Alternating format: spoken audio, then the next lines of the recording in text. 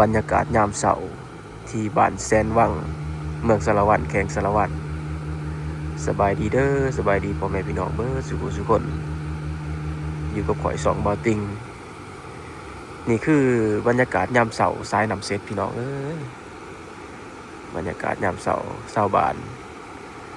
เพิ่นลงอาบน้ำหาอยู่หากินหาปลาพี่น้องเอ้ยใส่หม้อบรรยากาศวิถีชีวิตบ้านนี้เป็นบ้านท่องเที่ยวได้พี่น้องฝรั่งหลายเดี๋ยวจะถ่ายบรรยากาศรอบๆข้างให้เบิ่งนี่อันนี้คือสายน้ำเซ็ตด้านเทิงจะมีตาใหญ่ที่สุดในแขวงสารวัตรเกิดมาตัดทางนี่ขึ้นไปโบถึง200 เมตรเนาะเดี๋ยวเบิ่งทางนี้ก็เห็นนี่คือบรรยากาศแคบทางเลยนะนี่อันนี้คือบรรยากาศบ้านแสนวังมีชาวต่างชาติก็อาศัยอยู่หลายพี่น้องเลยนะนี่คือชาวต่างชาติฝรั่งเนาะเป็นส่วนหลายฝรั่งหลายอยู่จุดนี้เป็นเมืองท่องเที่ยวเป็นเป็นบ้านท่องเที่ยวเลยครับเนี่ยเขาขี่รถมาทางสารวัตร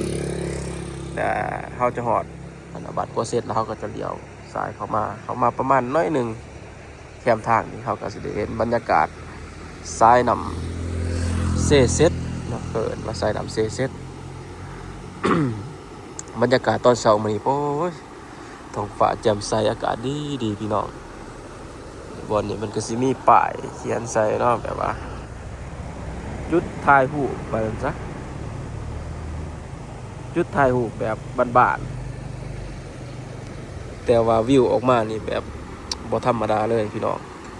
ยามเช้ายามแลงเพิ่นก็สิออกมาดำรงชีวิตได้อยู่จุดนี้สายน้ำนี่เป็นสายน้ำใหญ่ไหลตลอดปีส่วนนี้ก็สิเป็นส่วนที่ใสน้ำใสๆเลยยามฝนก็น้ำหลายก็จะขุ่นแต่ว่าส่วนนี้เป็นช่วงหน้าหนาวแล้วพี่น้องโอ้ได้ปลาหลายบ่ได้เบิ่งทูได้บ่ได้อยู่ได้นี่เด้นี่ตัวนึง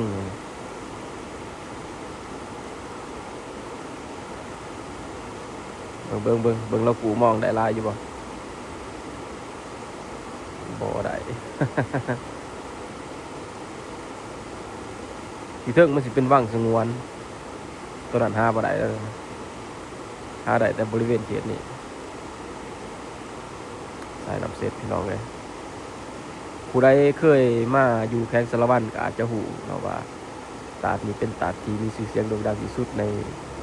แขวงสารวัตรก็คือตาดเลาะพี่น้องยับมาด่านนี้ท้องฟ้าสดใสเลยเบื้องนี้เพิ่นก็สิอาบน้ำซักเครื่องพี่น้องเอ้ยนี่คือเทรนแบบวิถีชีวิตสมัยตะกี้แต่ก่อนเลยชาวบ้านอาบน้ำซักเครื่องซักของเนาะเพิ่นก็เชื่อว่าหลายๆคนก็เคยผ่านจุดนี้มาคือกันโดยเฉพาะแม่นคนที่มีอายุ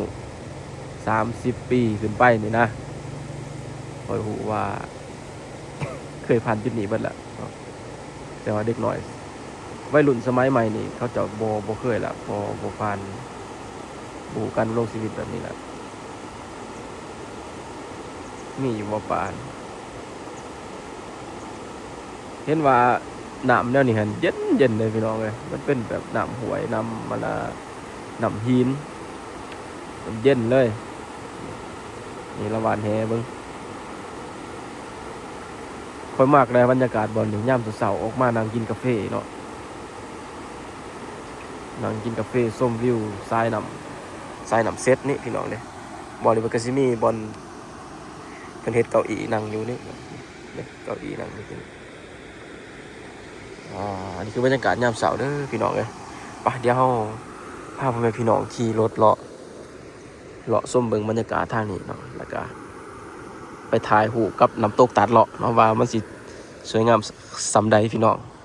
มันเอาขี่รถจักรมาเดี๋ยวพาเลาะเบิ่งบรรยากาศยามเช้าๆให้พ่อแม่พี่น้อง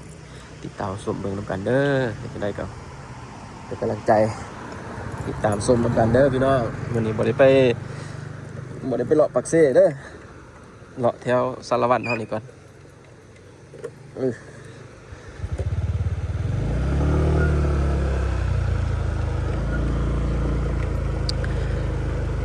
บอนบริเวณเขตนี้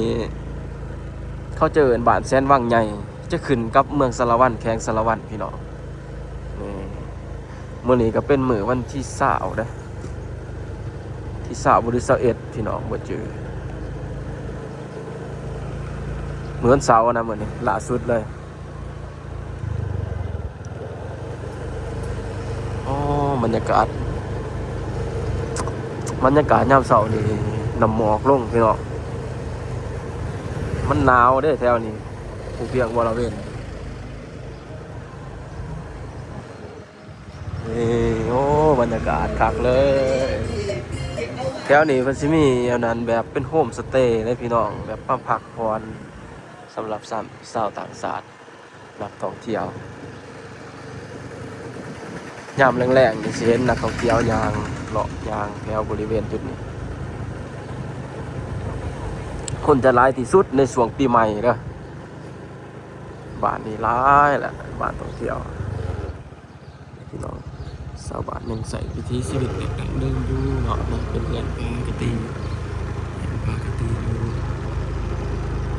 เป็นหมู่บ้านชนเผ่า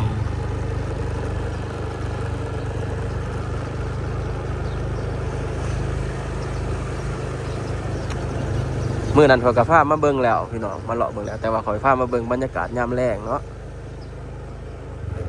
นี่อันนี้คือทางเขาน้ำตกตาดเลาะนี่โอ้เป็นไง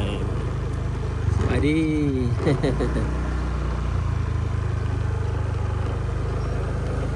อันนี้เป็นหาดพี่น้องเลยบริษัทนำเที่ยวตาดเลาะเดี๋ยวอันนี้ทางเขาตาดได้เนี่ยมีแบบโฮมสเตย์เนาะมีกูดฟู้ดอาหารหลากหลายตอนเขาจะเปิดเป็นแหล่งท่องเที่ยวใหม่ๆนี่โอ้ม่วนได้แล้วนี่ม่วนเลยแบบเขาเห็นแบบแหล่งท่องเที่ยวใหม่ๆแต่ปี2000พุ่นน่ะถือว่าโดนเติบได้ส่วนนั้นมีแต่ยางนะส่วนนั้นยาง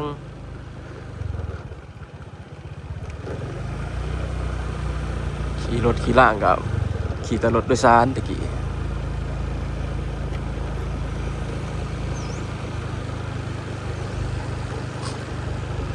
ในบอนนี่ตะกอนเป็นครัวพี่น้องครัวแต่ปัจจุบันนี่ครัวนี่ขาดแล้วเพราะว่าเขาน่าจะเห็ดขึ้นอีกเทื่อหนึ่งซะเนาะครัวบอนนี่มันขาดหย่อนน้ำปลามันมาแห้งนะมันเด็ดในครัวหักครัวเป็นครัวไปต้งหักแหน่นะครัวแบบเสาปูนหักแหน่นะพนักก็ยังหักแบบครัวนี่เขาเจ้าให้ย่างเฉพาะขามฝากไปเบื้องนั้นเพราะว่านี่มันเป็นสายน้ำเสียดเดี๋ยวพี่น้องนี่ตัดเลาะโอ้เสียวแต่ว่าเนี่ยบอลที่เขาถ่ายหูเนี่ยบอลที่เขาถ่ายหูเขาขี่รถมาฝากนี่แหละทางขานี่จะเป็นวัดเนาะอันนี้ก็จะเป็นหาดอาหารยามเสาร์พี่น้องบรรยากาศยามเสาร์น้ำบ่คอยแห้งบันไดบ่แห้งลายปีใหม่เขาจะปล่อยน้ำออกมาเพราะว่าน้ำนี้มันเป็นน้ำเขื่อนเลยทั้งมันมีเขื่อนเสร็จ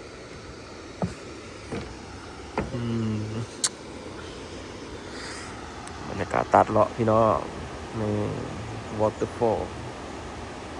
ตกตัดใหญ่นี่เนาะเบื่อนะก็จะเป็นหาดอาหารงามได้บ่นะเจ้าของเดียวกันที่ว่าสัมปทานกับตาดเมืองปากซองเขาจะมาสัมปทานอยู่จุดนี้มีคาเฟ่หาดอาหารตามสั่งหลายเลยนี่จุดนี้บอล บนครัวขาดเด็กเป็นครัวปูนคักแน่ก็ต่อหม้อแต่ก่อนสามารถย่างขามฝากนั้นได้แต่ปัจจุบันนี่รุดละขาดละยังคงเห็นเศษซากปลักหักพังที่ว่ามันมาแบบคุณแห้งเติมได้น้ำเหมือนกันป่าบ่มีเนาะแถวนี้เขาเจ้ายังบ่ทันปล่อยติมันเป็นวังเลยมัน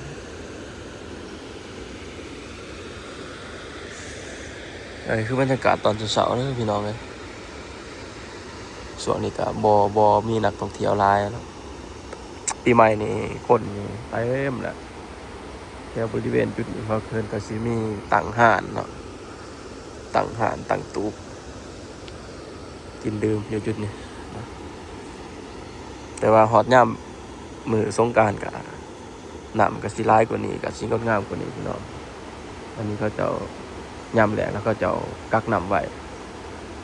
แท้จริงมันก็เป็นสายน้ำเซตแต่ได้แหละแต่ว่าอยู่เทิงเขาสามารถคุมน้ำได้ใช่ไหมเขาอยากเป็นเขื่อนมีวะใส่ป้ายังไงบ้านใหญ่มีไหลกินประจักษ์มีจังบ้าน แถวนี้เขาเจ้าบริสงวนป่ะวังสงวนเนาะหาบ่ได้ได้นี่เนาะ แต่ว่าแถวนั้นเขาเจ้าหาได้ท่านน่ะแถวนั้นหาได้เนาะหาได้เบื้องนั้นจับขึ้นมาเฮิดนี่ โอ้ ปลาคูนาได้ เขตวัดมานี่บ่ได้เนาะ บ่เก็บวัดลงไปอีก บ้านนี่เลยคือขับรถไป